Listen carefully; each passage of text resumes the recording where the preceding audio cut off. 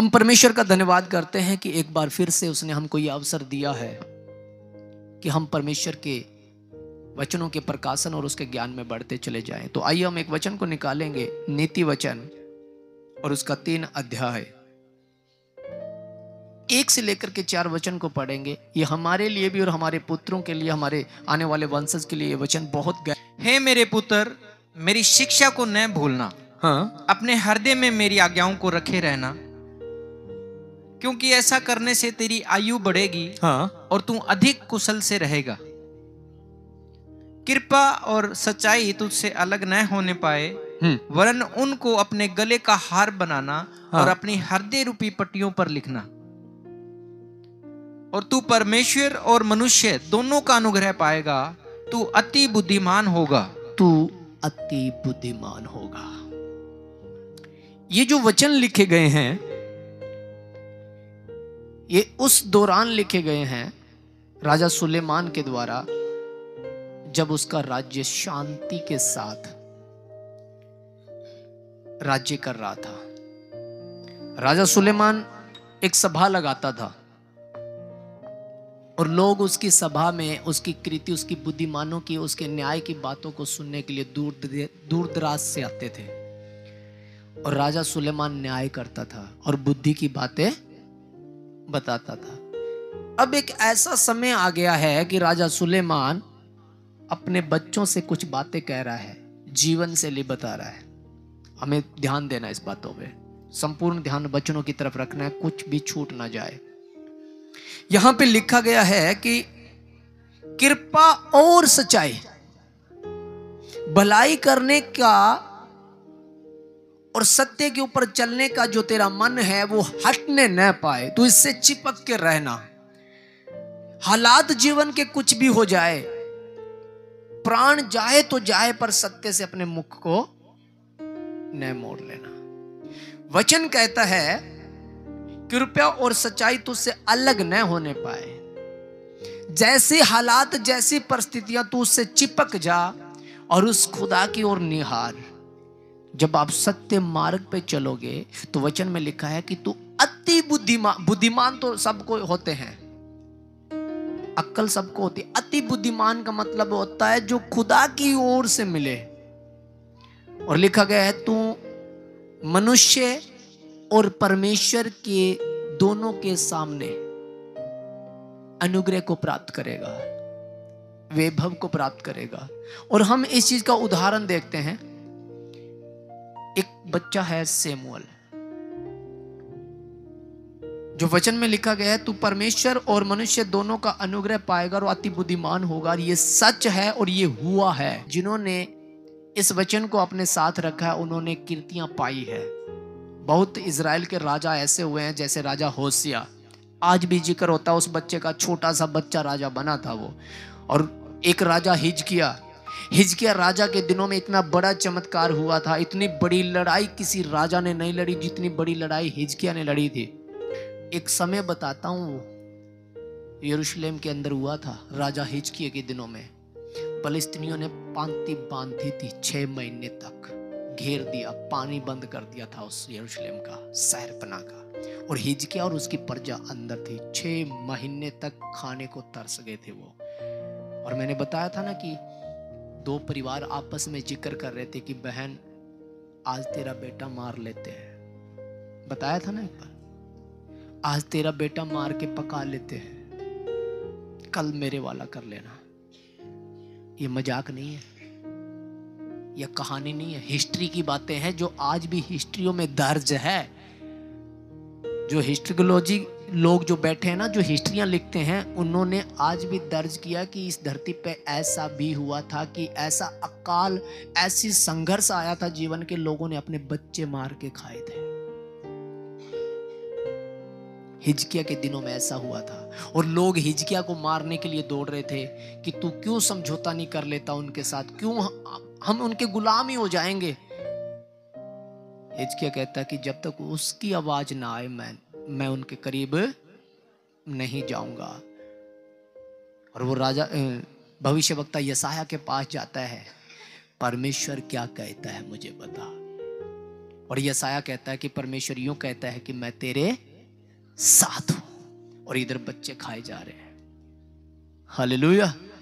यशायाह कहता है कि हिजकिय्याह सुन, परमेश्वर कहता है कि मैं तेरे, और इधर बच्चे मारे जा रहे हैं। और वहां फिलिस्तीन आवाज दे रहे हैं, या तो बाहर निकला, नहीं तो तुझे ऐसे ही अंदर साड़ के मार देंगे। और वो इबादत में है कि अगर तूने कहा है कि साथ है तो फिर तू साथ है। एक ही रात के अंदर 1,85,000 फिलिस्तीन मारे गए थे, पता है आपको? हालेलुया। एक ही रात में परमेश्वर का दूत आता है और पूरी फिलिस्तीन सेना सुबह लाश बनी हुई मिलती है, और वो यरूशलेम आजाद होता है। वो राजा हिजकिय्याह था जो उससे चिपक जाता है, जो उसके अनुग्रह उसकी सच्चाई से चिपक जाता है, फिर हालातों से समझौता नहीं करता, फिर दिन जैसे मर्जी आए वो घुरे से उठाता है और तख्त बिठाता है। हालेलुया। एक बच्चे के बारे में पढ़ते हम निकाले, पहला शमूएल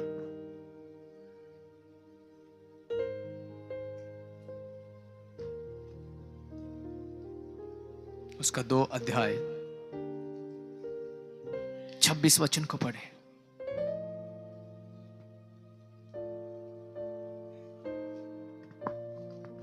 परंतु शमूएल बालक बढ़ता गया और यहोवा और मनुष्य दोनों उससे प्रसन्न रहते थे। आमीन।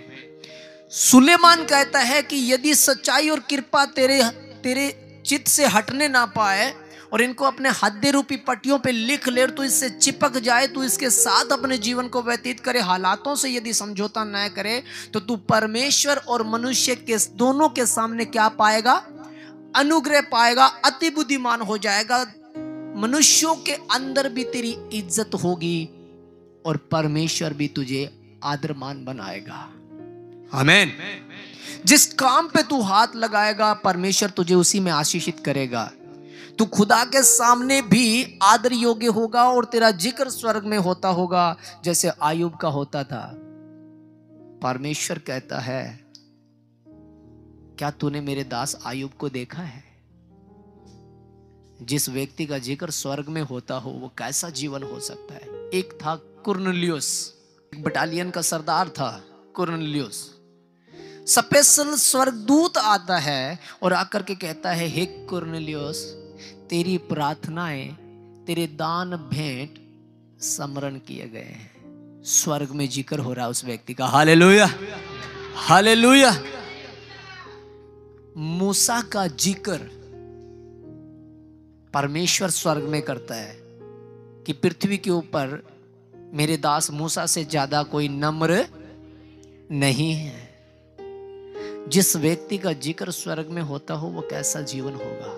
लिखा है, यदि तू मेरे सच्चाई पे खड़ा हो जाए और वचन से पलटे ना, तेरी हां की हां और ना की ना रहे, तो फिर तू मनुष्यों में तो आदर योग्य होगा ही होगा, मनुष्य में तो तेरी बड़ाई होगी होगी, परमेश्वर के सम्मुख भी तू बना रहेगा और तेरे मुख के शब्दों का आदर परमेश्वर, जिसका परमेश्वर आदर करता है, वो ये कहे कि हे पहाड़ हट जा, तो वो ठहर नहीं सकता। आज जिस बालक के बारे में पढ़ रहे हैं कि ये मनुष्य और परमेश्वर के दोनों के आगे क्या लिखा है यहाँ पे? परंतु शमूएल बालक बढ़ता गया और यहोवा और मनुष्य दोनों उससे क्या रहते थे? प्रसन्न रहते थे। वो दोनों में अनुग्रह पाता था। शमूएल बालक क्यों पाता था? किस लिए पाता था? सुनो ध्यान से। शीलो एक नगर है जो इजराइल में पड़ता है। वहां पे जब वो मिस्र देश से लोग निकल के आए थे इजराइल, तो वाचा का संदूक जो रास्ते में बनाया गया था मूसा के द्वारा, उस संदूक को लेकर के वो आगे आगे चलते थे। और जब वो इजराइल जब जमीनें बांट दी गई, तो यहोवा के लिए जो आराधनालय शीलो के अंदर बनाया गया था, वहां पे वाचा का संदूक रखा गया था। और एक एली नाम के व्यक्ति जो लेवी गोत्र का था, उसको वहां छोड़ दिया गया कि वो इस वाचा के संदूक की क्या करे? उपासना करे, धूपदान जलाए। और वो लिखी हुई पट्टियां, परमेश्वर की आज्ञाएं उस वाचा के संदूक में शीलो में रहती थी। एली के 2 बेटे थे, एक का नाम होपनी और एक का नाम पिनहास था। 22 वचन एक बार पढ़ लें थोड़ा।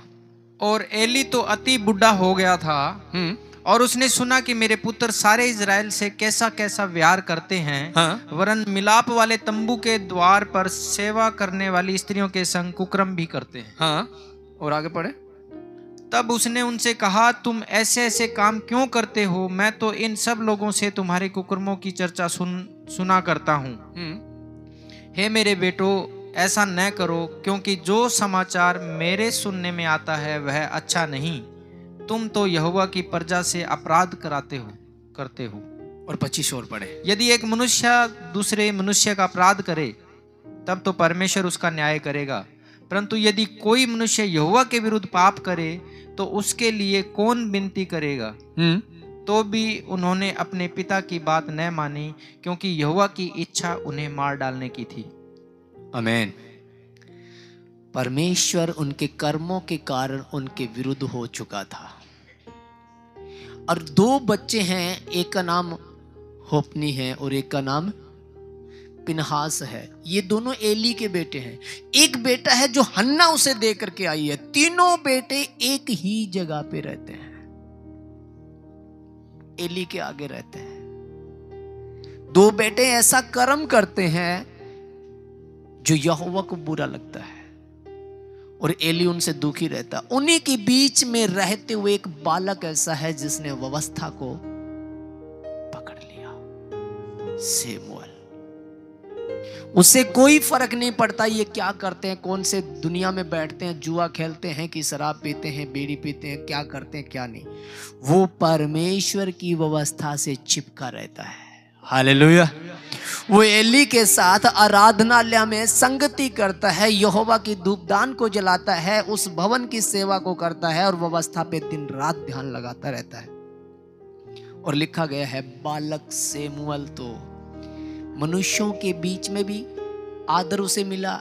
ये बच्चा बहुत अच्छा है, बहुत आदर के योग्य बच्चा है, बहुत सभ्य बच्चा है। देख, इसकी माँ इसे चढ़ा करके चली गई है और ये पराये लोगों के बीच में रहता है, फिर भी बड़ा शांत स्वभाव का है और बुराइयों पे नहीं जाता और परमेश्वर को भी भाता था। और उसका हासिल हुआ, वो एक बहुत बड़ा नबी बना। हालेलुया। इतना बड़ा नबी बना वो कि इज़राइल को पहला राजा देने वाला शमूएल है, क्योंकि वो परमेश्वर के सामने अनुग्रह पाया हुआ इंसान था।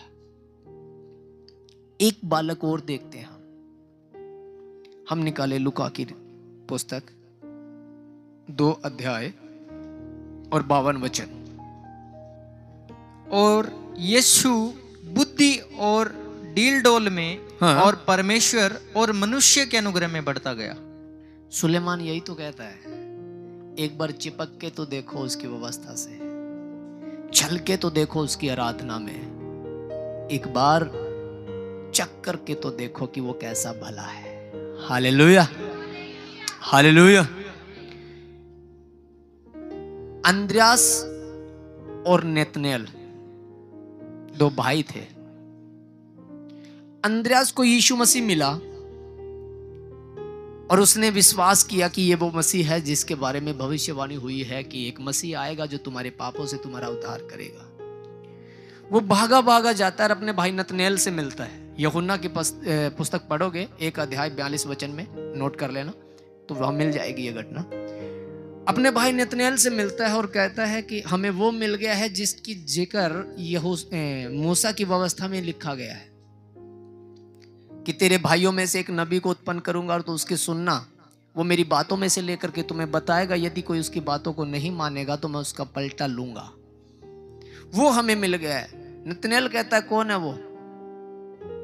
कि वो यीशु नासरी है, नासरत का। तो नतनएल कहता है क्या कोई अच्छी वस्तु भी नासरत से आ सकती है क्या? क्योंकि वहां पे सारे बुरे लोग रहते थे, कभी कोई भविष्यवक्ता उस नगर में पैदा ही नहीं हुआ कभी। और सच था कि यीशु मसीह भी वहीं पैदा नहीं हुआ था, वो तो बैतलहम में हुआ था, लेकिन नासरत में पला बड़ा। तो उनको लगता है कि वो नासरी है, क्योंकि या तो मरियम जानती है और या यूसुफ जानता है कि 100 में स्वर्गदूत ने उसे कहा कि बालक को लेकर के यहां से क्या कर, कौन जानता था कि वो बैतलहम में पैदा हुआ? गडरिये जानते थे, उनका भी मुंह चुप किया गया था। मंजूसी जानते थे, उनको भी बोला गया था कि जिस मार्ग से आए उस मार्ग से फिर दूसरे मार्ग से निकल जाना, तो उन्होंने भी प्रचार नहीं किया क्योंकि समय नहीं आया था उसका। और मरियम भी चुप मार गई। कौन जानता था कि वो बैतलहम में पैदा हुआ था?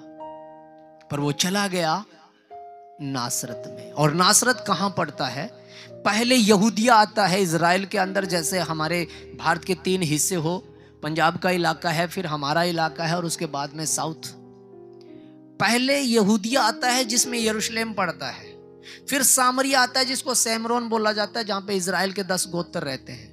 तीसरा नंबर आता है गलील का, बेतसेदा जहां पे पड़ता है, सूरसेदा जहां पे पड़ता है, वो सारा का सारा गलील का इलाका। वहां पे एक नगर है नासरत, जहां पे बुरे लोग रहते हैं, और वहां यीशु पला बड़ा। तो वो कहता है कि ध्यान लगा करके पढ़ बाइबल में, कभी अच्छी वस्तु भी नासरत से आ सकती है क्या? तो अंद्रयास कहता है चल कर देख ले। हालेलुया। चल करके देख ले, मेरे बताने से कोई फायदा नहीं होगा, मेरे प्रचार करने से कोई फायदा, चल करके देखो उसके पीछे वो कैसा भला है। हालेलुया। इसलिए नीति वचन में भी लिखा है, चक करके देखो यहोवा कितना भला है। राजा सुलेमान भी कहता है चक करके देखो वो भला है। यहां पे जब हम देखते हैं कि यीशु बुद्धि और दिलडाल और मनुष्य और उसके परमेश्वर के अनुग्रह में बढ़ता चला गया, चुपचाप उसने व्यवस्था को ग्रहण किया था और उसकी व्यवस्था पे दिन रात ध्यान लगाता था। एक बार जब वो 12 साल का था बच्चा, अपने माता पिता के साथ पवित्र करने की रीति से, यहूदियों में पवित्र करने की रीति होती है, भेंट चढ़ाई जाती है परमेश्वर के मंदिर में। तो प्रभु यीशु मसीह जैसे ही 12 साल का हुआ, उसे लेकर के आया गया यरूशलेम में मंदिर के अंदर कि परमेश्वर को वो भेंट चढ़ाए और मन्नत मांगे कि इस बच्चे ने जाने अनजाने में बोल कमी कोई कमजोरियां की हो तो वो सारे पाप इसके माफ हो जाए और ये पवित्र हो जाए। जैसे पवित्र करने की रीति से उसे लाया गया, तो बड़े झुंड के झुंड आते थे, 3-3 4-4 दिन 5-5 दिन का सफर होता था, पैदल चल के आते थे। अब गलील बहुत दूर पड़ता है यहाँ से, वो पैदल आते थे, कोई गधे पे कोई कैसे ही, तो बड़े झुंड के झुंड आते थे। और वो झुंड के अंदर बालक यीशु भी अपने माता पिता के साथ यरूशलेम में आया हुआ था। जैसे ही उन्होंने भेंट चढ़ाई सब कुछ, माता पिता वापस निकल गए, बच्चे की तरफ ध्यान नहीं दिया। होगा कभी एलिशिबा के पास होगा या किसी और के पास होगा, मासी के पास होगा, भाई के साथ होगा, बड़ा झुंड है। तो हम भी कई बार सोच लेते हैं कि उसके साथ चला गया होगा, उसके साथ चला गया होगा। 3 दिन का सफर कर लिया, यीशु नहीं मिल रहा उनको। 3 दिन के बाद में फिर वो वापसी करते हैं यरूशलेम की ओर कि जब है ही नहीं हमारे साथ तो फिर ढूंढते हैं चलो। और आकर के देखा कि वो मंदिर में बैठा हुआ शास्त्री और फरीसियों से वाद विवाद कर रहा है। हालेलुया। और आकर के उसकी माँ उससे कहती है कि क्या तुझे पता नहीं है 3 दिन से हम कुड़कुड़ा रहे हैं, नहीं कूदते हुए दुखी मन से, इतने रोते हुए तुझे ढूंढ रहे हैं। तू अपनी माँ से क्या भूल गई? तुम क्या बोलता है? क्या तुम नहीं जानते? क्या तुम्हें पता नहीं है कि मुझे मेरे पिता के घर में रहना जरूरी है? पढ़े इस वचन को, पढ़े एक बार 49 वचन को पढ़े, 2 का 49, लूका 2 का 49 पढ़े। उसने उनसे कहा, तुम मुझे क्यों ढूंढते थे? हाँ, क्या नहीं जानते थे कि मुझे अपने पिता के भवन में होना अवश्य है? हाँ। परंतु जो बात उसने उनसे कही उन्होंने उसे नहीं समझा। आगे पढ़े। तब वह उनके साथ गया और नासरत में आया और उनके वश में रहा, और उसकी माता ने ये सब बातें अपने मन में रखी। अपने मन में रख ले। सबसे बड़ी बात थी कि वह दिल डोल और बुद्धि में इसलिए बढ़ता चला गया कि वह उनके वश में रहा, जबकि वो बालक जानता है कि तू आया किसी काम के लिए। पर आज्ञाकारी उसमें बनी रही, अपने माता पिता के आज्ञाकारी में वो बना रहा। सबसे बड़ी बात ये कि मरियम को पता था, परमेश्वर के दूत ने क्लियर बताया था उसे, एकदम साफ शब्दों में बताया था, तुझसे जो बच्चा उत्पन्न होगा वह लोगों का उद्धार करेगा। यूसुफ को क्लियर दिखाया था कि ये बालक तेरा नहीं है, ये तो उस परमेश्वर की ओर से है और वो ढूंढ रहे हैं। और यीशु कहता है कि क्या तुम नहीं जानते? ये संसार तो जानता है कि नहीं जानता है, क्योंकि इनके ऊपर तो प्रकट भी नहीं हुआ अभी। क्या तुम नहीं जानते? क्या तुम्हें परमेश्वर ने नहीं बताया कि मेरा होना कहां पे अच्छा रहेगा? हमारे साथ भी यही होता है। हम परमेश्वर को ग्रहण करने के बाद में अपने जीवन में आशीषों को देखते हैं, चमत्कार को देखते हैं, बीमारियों को जाता हुआ देखते हैं, हमारे घर के अंदर से दुष्ट आत्माओं को निकलता हुआ देखते हैं, और उसके बाद भी हम याद नहीं रखते। उसके बाद भी हम गिरते हैं, बुराइयों में फिर चले जाते हैं। हम भूल जाते हैं कि परमेश्वर ने हमारे साथ कितना बड़ा अनुग्रह किया हुआ है। मरियम को ये बातें दिमाग में नहीं है, क्योंकि वो बच्चे के मोह में इतना खो गई है कि मेरा बालक, जबकि उसे पता ये बताया गया था वो कहीं नहीं जा सकता, क्योंकि वो उसकी ओर से है। उसे चिंता करने की जरूरत, पर मोह बेटे का ऐसा था, वो भूल गई उस स्वर्गदूत को और कूदते हुए ढूंढ रहे थे, दुखी शोकित। आज हम शोकित है ना, भूल गए उसके अनुग्रह को कि उसने हमारी बीमारियों को अपने ऊपर ले लिया है। भूल गए हैं कि उसने कहा जगत के अंत तक मैं तुम्हारे साथ हूं। भूल गए हैं कि मत डर, मैं तेरे साथ हूं। जब भी कोई थोड़ी सी परेशानी आती है, हम कुड़कुड़ाना और बुड़बुड़ाना शुरू करते हैं, जबकि अपनी कमजोरियां, अपनी कमियों को नहीं मानते। हमारी अपनी कमियां हम इग्नोर करते हैं और परमेश्वर के ऊपर हम दोष लगाना। और सुलेमान ने पहले लिख के दिया था, मनुष्य अपनी ही मूर्खता के कारण ऋषिया जाता है और परमेश्वर को भला बुरा कहने लग जाता है। अपनी ही कमी, अपनी मूर्खता के कारण, मूर्खताई खुद करेगा, गलत काम खुद करेगा, गंदी बातें खुद करेगा। और जब संघर्ष जीवन में आएगा, जब समस्या जीवन में आएगी, पैसे दे ले खुद ने लगा दिए, नशेखोरी में खुद ने उड़ा दिए, जुआखोरी में खुद ने उड़ा दिए, जब कर्जा सर पे हो गया, जब लोग मारने के लिए आते हैं, जब लोग पुलिस पीछे लग गई है, तब फिर परमेश्वर हमारे पीछे लग गया है। इतने गंदे गंदे शब्द यूज करने शुरू करते हैं परमेश्वर के प्रति, जबकि खुद की मूढ़ता हमें परमेश्वर से दूर करती है। हमें डिलडोल में बढ़ना है, उस सच्चाई को पकड़ के। 2025 आपके लिए ब्लेसिंग का दिन होगा। बस चिपक जाना है, तू और मैं, और कुछ नहीं, सिर्फ तू और मैं। कौन क्या कहता है, कोई धर्म का नाम लेगा, कोई कर्म का नाम लेगा, बस आपको बढ़ते जाना है। जैसे ये बालक बढ़ते चले गए, सुलेमान ने कहा कि हे मेरे पुत्र, यदि मेरी शिक्षा पे तू कान लगाए और मेरी शिक्षा से अपने आप को न मोड़े, जो तुझे बताया गया उसको अपने हद्दे में रख छोड़े, अपने हद्दे की पट्टियों पे लिख ले और उससे चिपक जाए और वफादार बन जाए, मेरी बातों को तू अपने दिल में रखे, तो यकीन मान तू परमेश्वर और मनुष्य दोनों के सामने आदरमान होगा। फिर खड़े हो जाना, तो सरपंच में तुझे कोई हरा नहीं सकता, क्योंकि तू अनुग्रह पाएगा। फिर तू किसी बिजनेस को कर लेना, कोई तेरा विरोध नहीं करेगा, क्योंकि उसका अनुग्रह तुझ पे होगा। वो बालक सैमुअल नबी बना, भविष्यवक्ता बना, और बना वो न्याय भी करता था, और याजक भी बना, वो आराधना भी करता था वो। हालेलुया। आप ब्लेसिंग पे ब्लेसिंग पाओगे, ब्लेसिंग पे ब्लेसिंग। Hallelujah, hallelujah. परमेश्वर आप सबको आशीष दें, बरकतें दें। सबको जय मसीह की।